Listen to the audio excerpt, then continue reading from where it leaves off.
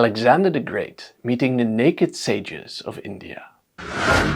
When Alexander the Great fought his way into India, he encountered King Porus, who had an army of elephants that smashed through the Greek infantry. But Alexander didn't just come for conquest.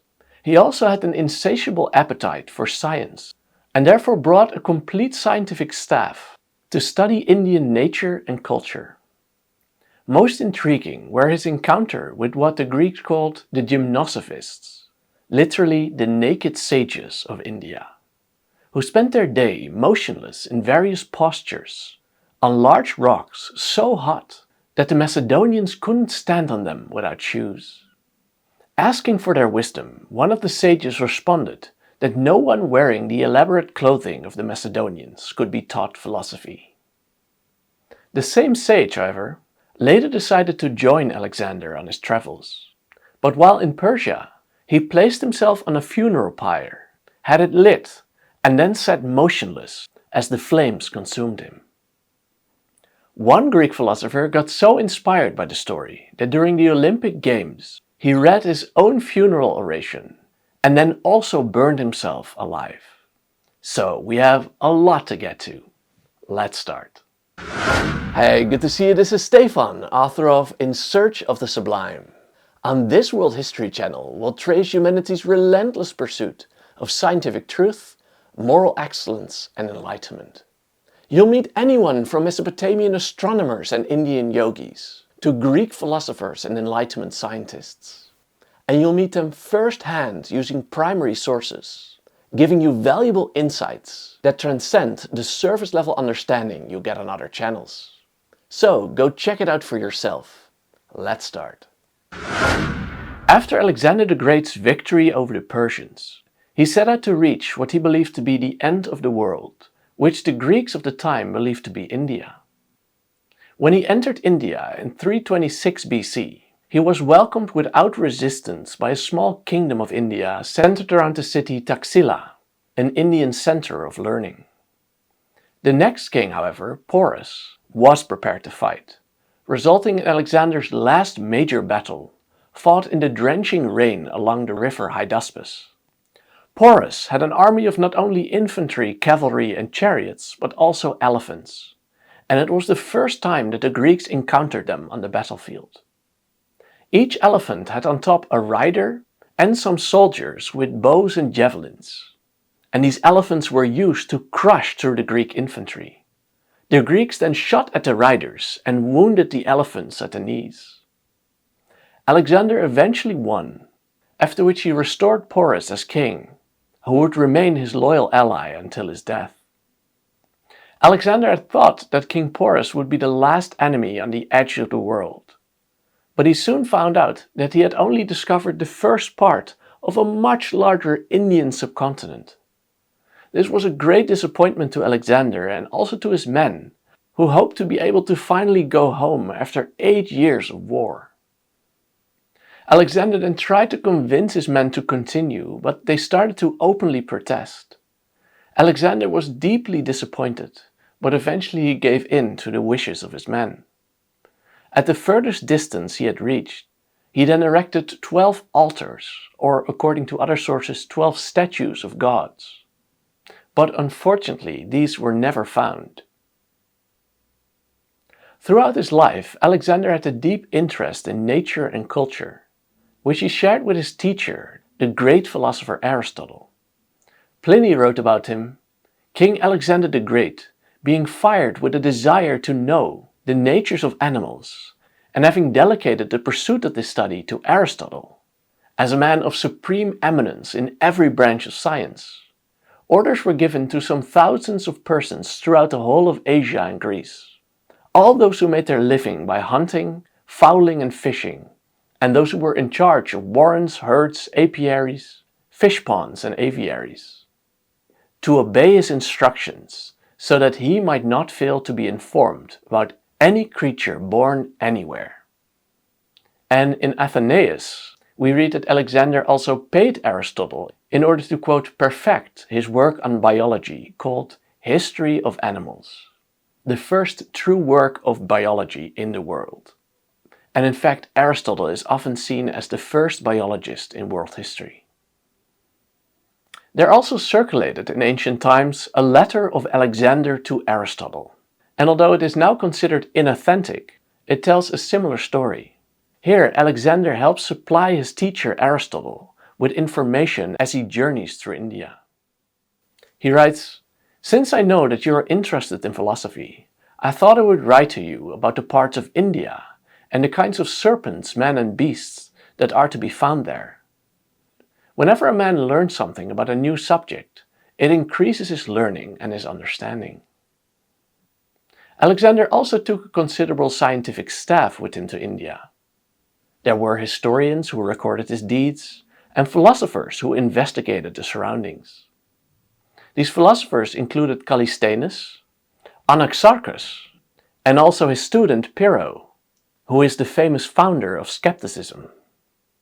The generals Ptolemy and Nearchus also wrote significant works on their journey through India, as did the navigator and Cynic philosopher Onesicritus, and also the architect Aristobulus. Important for today's lecture was Alexander's stay at Taxila and his meetup with the Gymnosophists, or the naked philosophers. We read in Strabo that on arrival in Taxila, Alexander was intrigued by a group of naked ascetics he observed in a grove outside the city, and who were practicing various yoga postures. He then sent Onesicritus to interview them. We read, Onesicritus found 15 men at a distance of 20 states or 4 kilometers from the city, who were in different postures, standing or sitting or lying, naked and motionless till evening. A yogi named Calanus, aged 72, was lying on stones when he first saw him. The stones, we then read, were so hot that none of the Macedonian soldiers could step on them without shoes. Onesicritus approached them politely and inquired about their beliefs. Calanus responded dismissively, claiming that no one wearing the elaborate clothing of the Macedonians could be taught philosophy. They should instead be naked, they said, and learn to sit peacefully on a broiling rock. We read, Calanus bade them, if he wished to learn, to take off his clothes and to lie down naked on the same stones. And as we will later learn, Calanus was an extreme ascetic, practicing mortification of the body, or quote, seeking pain. But then another milder philosopher, Mondanus, also called Dandanus, who was called, quote, the oldest and wisest of the philosophers, rebuked Calanus as a man of arrogance. And then he told him that he should be more accommodating to a king, namely Alexander, who wished to learn wisdom. He then expressed admiration for Alexander as a, quote, philosopher in arms, and then apologized for the fact that because of the language barrier, despite having 3 interpreters around, the chance of his message being fully understood would be, quote, like expecting water to flow pure through mud. All that Onesicritus managed to understand was that, quote, the best teaching is that which removes pleasure and pain from the soul.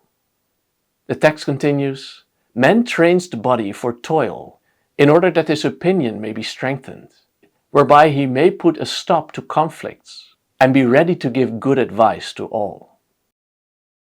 Mondanus then also advised Taxiles, the king of Taxila, to receive Alexander.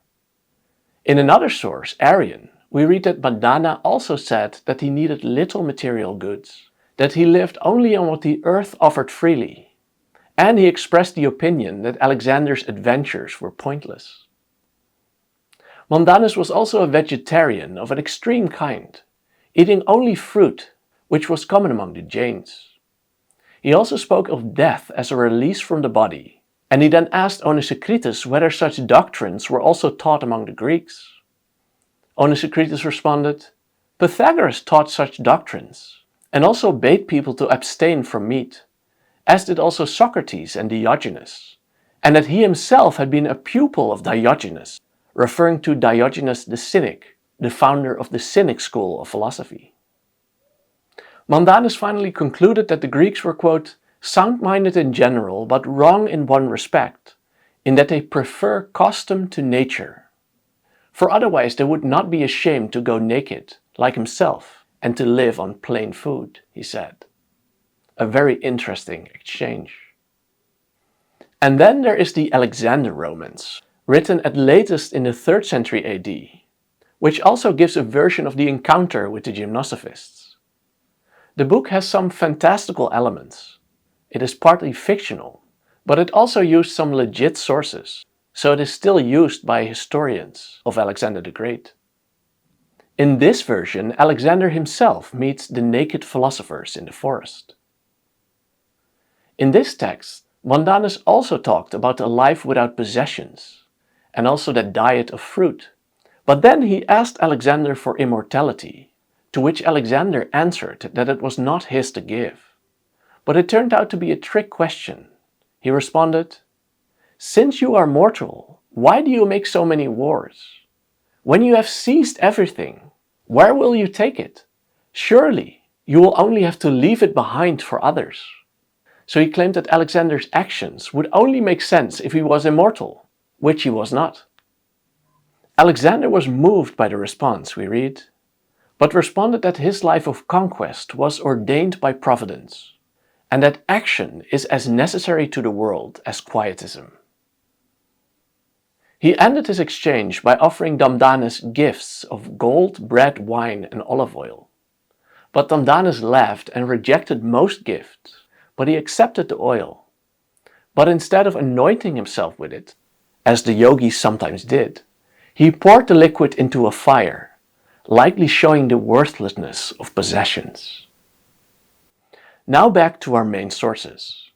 After the encounter with Onesicritus, Calanus, the first gymnosophist, proved willing to visit Alexander himself. The rest of the ascetics disapproved of this, claiming that he got seduced by the pleasures of Alexander's table. But Calanus went anyway. He then impressed Alexander with a parable. He threw a dry ox hide on the floor and showed that if he pressed down on an edge of it, the other edge would rise up.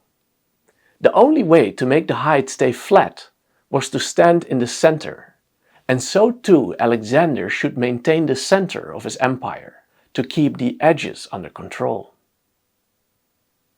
Calanus then even decided to join Alexander's retinue, and he even returned with his army to Persia in 324 BC. But once they arrived in Pasargadae, a city very close to Persepolis, the capital of Persia, Calanus got a stomach problem, which led him to an extreme act. Believing sickness to be a disgrace, he sought to die by fire and then requested that Alexander build him a pyre. At first Alexander tried to dissuade him from his plan, but when he was unsuccessful, he agreed to do what was asked. The pyre was erected, and everybody came to see the remarkable sight. True to his own creed, Calanus cheerfully mounted the pyre and perished, consumed along with it. Some of those who were present thought him mad, others vainglorious about his abilities to bear pain, while others simply marveled at his fortitude and his contempt for death. He climbed the pyre and lay down with decorum in the sight of the whole army, when the fire was lit by those detailed for the task. The trumpets, says General Nearchus, sounded, as Alexander had ordered, and the whole army raised the shout they would raise when entering battle, and the elephants trumpeted their shrill war cry in honor of Calanus. Calanus bade farewell to Alexander, remarking that they would meet again in Babylon, and he remained motionless as the flames consumed him. What an incredible story. The news of Calanus' suicide eventually reached Taxila, and Megasthenes, a Greek who would later become a diplomat at the Indian court of King Chandragupta, also comments about it. We read that the other philosophers disapproved of his act, and Megasthenes writes about this. Megasthenes says that suicide is not a dogma among these philosophers, and that those who commit suicide are adjudged guilty of youthful impulsiveness. So there were clearly differences of opinions between these philosophers. Onesicritus then also added that the wives of some Indian communities also burned themselves alongside their deceased husband, a practice called sati. And we also read a similar ritual took place after the death of the Macedonian general Cetheus, who had married 2 Indian wives. When he died in battle in 317 BC, his wives vied for the honor of being burned alive along with him. The younger wife claimed that the elder one was pregnant and therefore could not be burned, while the elder one demanded that she had the right to be burned, being the senior wife. Midwives then determined that the elder was indeed pregnant, on which she, quote, departed weeping, tearing the wreath on her head and her hair. And the younger wife then rejoiced and mounted the pyre, dressed as if for a wedding, with ribbons in her hair. Then the army marched 3 times round the pyre, and then she submitted herself calmly to the flames. And again the onlookers were both shocked and moved by the ritual. A few centuries later, around 19 BC, we read that an Indian sage named Zarmanokegas came all the way to Athens. And Zarmano, by the way, is likely the Greek version of Sramana or ascetic. And this man also burned himself to death. According to Plutarch, he was then buried in the Keramikos cemetery of Athens, in a tomb that still existed in Plutarch's day. And we read that the tomb read, Zarmanokegas, an Indian, a native of Bargosa, having immortalized himself according to the custom of his country, here lies. And this was then repeated by the Greek Cynic philosopher Panagrinus Proteus, who wanted a spectacular ending to his life. He read his own funeral oration and then burned himself on a funeral pyre at the Olympic Games of 165 AD. What a story. Now on with our main narrative. Various scholars have wondered what religion these naked sages belonged to. The fruit diet and nudity reminds us of the Jains, while nudity, the deliberate seeking of pain and suicide by fire, points to the Ajivikas. The naked sages were not likely Buddhists, as the Buddhists opposed self-mortification and suicide, and they are also not associated with nudity.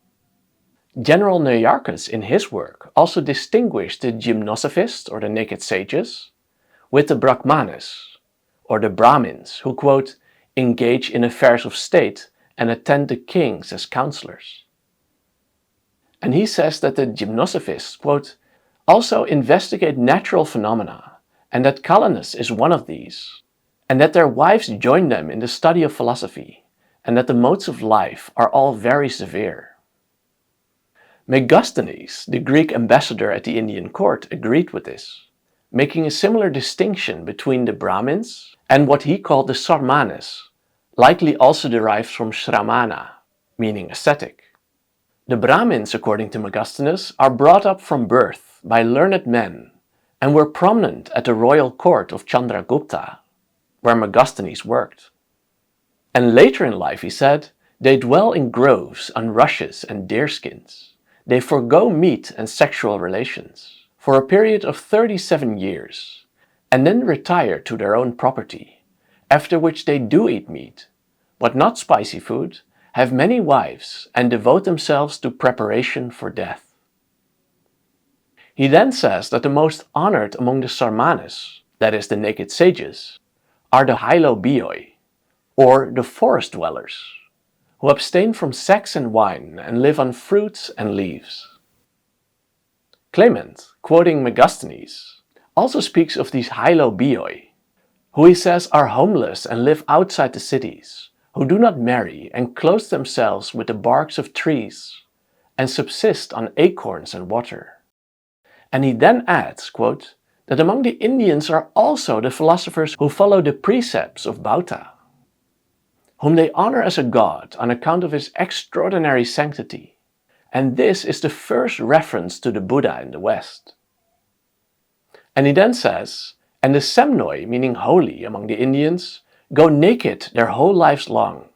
They cultivate truth, make predictions about the future, and pay reference to a certain pyramid under which they consider the bones of a certain god to lie. And these pyramids here seem to refer to Buddhist stupas. Yet nudity, as mentioned before, is not a characteristic of the Buddhists. But overall, it seems Megasthenes, who lived at the court of Chandragupta, was aware of Buddhism, while the historians who joined Alexander around Taxila were not. Megasthenes also tells us about the gods of the Indians, but his description is not very helpful. As was common among the Greeks, he very roughly compared foreign gods to his own gods. And in this way he claimed that the most prominent Indian gods were Heracles and Dionysus. Not very helpful. And by the way, it can be a coincidence that these were also the gods that Alexander most associated with his conquest of India, and thus wanted to encounter in India. We read that he wanted to outdo Heracles, who according to legend had been to the Caucasus, which Alexander had strangely identified with the Hindu Kush. And Dionysus was said to have been born in Nisa, a city Alexander claimed to have found in Gandhara, India. In this city they found ivy, a plant associated with Dionysus, and when they heard a god was born in the city with a roughly similar name, the Macedonians were convinced that this was the city of Dionysus. Unfortunately, Megasthenes tells us little else about Indian religion. It seems he skipped all the ideas that didn't in some way already resemble the ideas in Greece.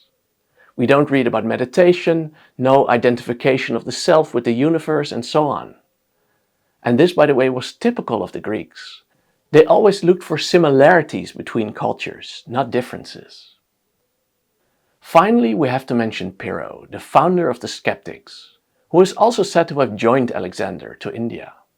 Greeks of the 3rd century AD, 6 centuries later, claimed that he got his skepticism from India, especially his belief that there was a counter-argument to every opinion. We read, afterwards he joined Anaxarchus, his teacher, whom he accompanied on his travels everywhere, so that he even foregathered with the Indian gymnosophists and with the Magi from Persia.